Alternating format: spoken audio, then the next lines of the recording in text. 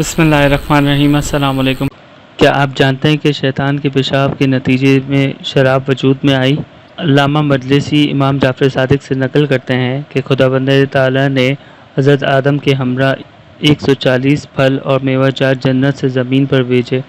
ان میں سے 40 وہ پھل ہیں جو کہ مکمل طور پر کھائے جاتے ہیں اور ان کا کوئی حصہ پھینکنے میں نہیں جاتا ہے۔ ان میں انجیر اور انگور وغیرہ شامل تھے، اور 40 قسم کے پھل ایسے تھے جن کا ظاہری حصہ پھینک دیا جاتا تھا اور اندرونی حصہ کھایا جاتا تھا، جیسے بادام، اخروٹ اور فندق وغیرہ، جبکہ 40 ایسے پھل تھے جس کا اوپری حصہ کھایا جاتا تھا اور اندرونی حصہ پھینک دیا جاتا تھا، جیسے خوبانی اور آلوچہ وغیرہ۔ حضرت آدم جس پھل کی ٹہنی کو توڑنے کا ارادہ کرتے تھے، پہلے خدا کا نام لیتے تھے، لہٰذا وہ ٹہنی سبز ہو جاتی اور پھل دینے لگتی تھی۔ حضرت حوا جب ان ٹہنیوں کا کاشت کرتی تھی تو اگرچہ وہ بھی خدا کا نام لیتی تھی، اس لیے ان کی ٹہنی سبز ہو جاتی تھی مگر پھل نہیں دیتی تھی۔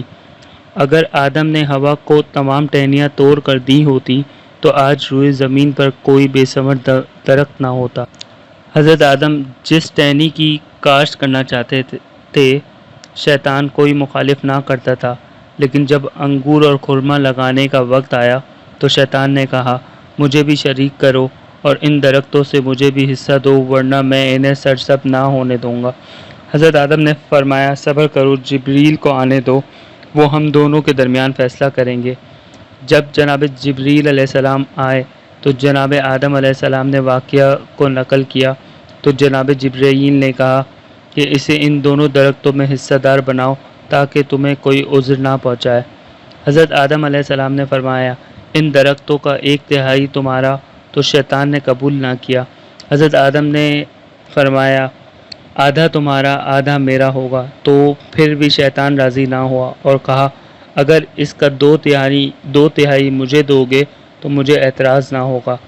حضرت آدم علیہ السلام نے حضرت جبرائیل کے اشارے پر قبول کر لیا، اور خدا نے اس دن سے حکم فرمایا کہ انگور یا خرما کے پانی کو ابال آئے تو جب تک اس کا 2/3 حصہ ضائع نہ ہو جائے، ابلیس کا حصہ ہے، اس کا پینا حلال نہیں ہوگا، اس لیے نجاست کا حکم ہوگا اور شراب کہلائے گی۔